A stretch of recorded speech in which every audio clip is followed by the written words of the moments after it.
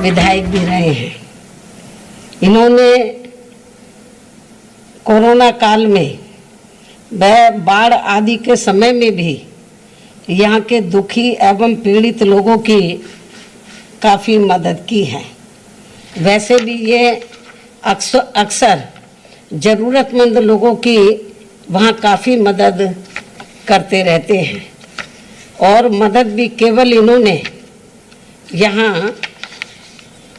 अकेले अपने खुद के समाज के लोगों की ही नहीं की है, बल्कि दलगत राजनीति से ऊपर उठकर वह मानवता एवं इंसानियत के नाते यहाँ सभी वर्गों व धर्मों के मानने वाले लोगों की अपने सामर्थ्य के हिसाब से हर स्तर पर पूरी मदद की है। जबकि दूसरी पार्टियों के उम्मीदवार ऐसे समय में हमें कहीं भी यहाँ नज़र नहीं आते हैं। इसके साथ ही बीएसपी का अकेला एक ऐसा हमारा ये उम्मीदवार है जो अधिकांश आपके बीच में ही रहता है, यानी कि आजमगढ़ जनता के बीच में ही रहता है, और ना ही व्यक्तित्व भी बहुत अच्छा है और ना ही किसी के लिए दूसरी पार्टियों की तरह ना ही किसी के लिए अभद्र भाषा का भी इस्तेमाल करता है। ऐसे व्यक्तित्व को हमने यहाँ की आम जनता की चाहत व उनके हितों को भी ध्यान में रखकर अपना प्रत्याशी बनाया है। वैसे यूपी विधानसभा आम चुनाव के बाद ये पहला मौका है जब बीएसपी यहाँ ये उपचुनाव लड़ रही है। आजमगढ़ लोकसभा की सीट पर यहाँ ये उपचुनाव लड़ रही है। हालांकि ये उपचुनाव है, किंतु लोगों के लिए यह इस मायने में खास व अति महत्वपूर्ण है कि वे एक तीर से दो निशान करके पहले भाजपा को हराकर उनकी अग्निपथ आदि जैसी जन विरोधी नीतियों व बुलडोजर आदि वाली अहंकारी कार्यशैली का सबक सिखा सकते हैं। मैं इस बात को फिर रिपीट करती हूँ, हालांकि ये उपचुनाव है, किंतु लोगों के लिए यह इस मायने में खास व महत्वपूर्ण है कि वह एक तीर से दो शिकार करके पहले भाजपा को हराकर उसकी अग्निपथ आदि जैसी जन विरोधी नीतियों व बुलडोजर वाली अहंकारी कार्यशैली का सबक सिखा सकते हैं, और साथ ही सपा को भी बीजेपी से उसकी अंदरूनी मिली भगत आदि की भी सजा दे सकते हैं, जिससे ये पुनः स्थापित हो जाएगा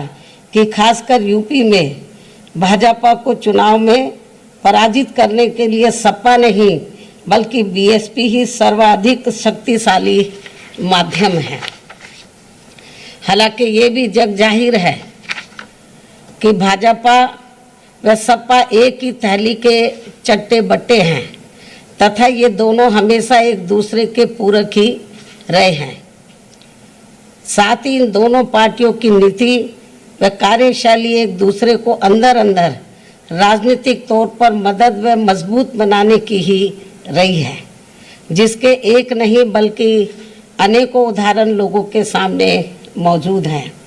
जिसका खामियाजा औरों से कहीं अधिक यहाँ अक़लियतों व समाज के अन्य उपेक्षित वर्गों के लोगों को ही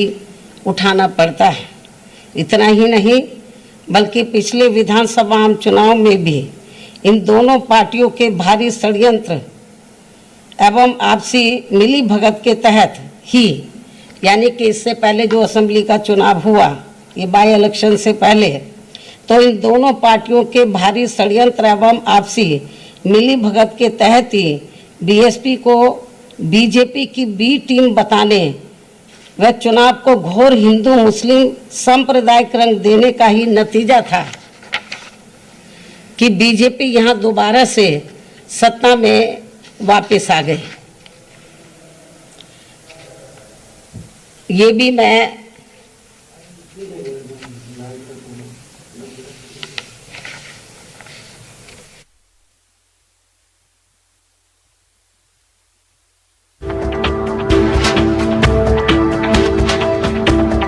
नहीं बल्कि पिछले विधानसभा चुनाव में भी इन दोनों पार्टियों के भारी षड्यंत्र एवं आपसी मिली भगत के तहत ही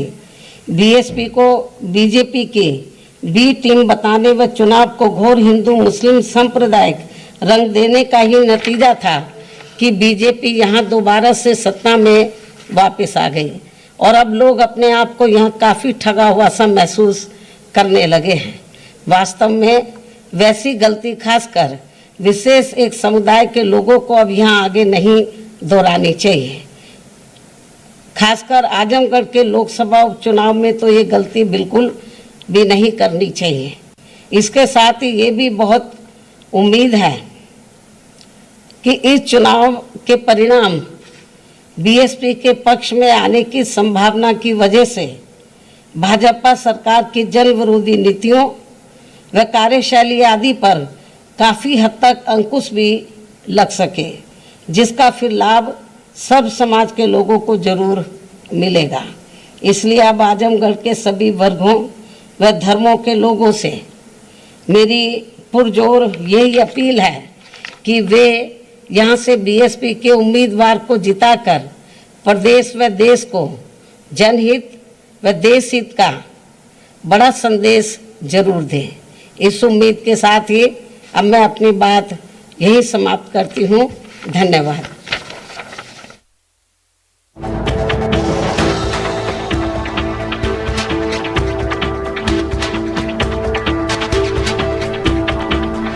तो बीएसपी अध्यक्ष मायावती ने एक प्रेस कॉन्फ्रेंस की जिसमें तमाम सारी बातों का जिक्र किया और बीजेपी पर भी उन्होंने साफ तौर पर कहा कि बुलडोजर जो नीति है उसको फिलहाल खत्म करना है और अग्निपथ योजना जो है वो जन विरोधी है। भाजपा सपा एक ही सिक्के के दो पहलू। तो ऐसी तमाम सारी बातों का जिक्र किया और अपने प्रत्याशी को लेकर के उन्होंने साफ तौर पर कहा कि एक जिताऊ कैंडिडेट है और अगर आप वोट देने की भी फिलहाल जिस तरीके से उन्होंने कहा कि अगर उसको वोट देंगे तो काम के देखिए आप उनका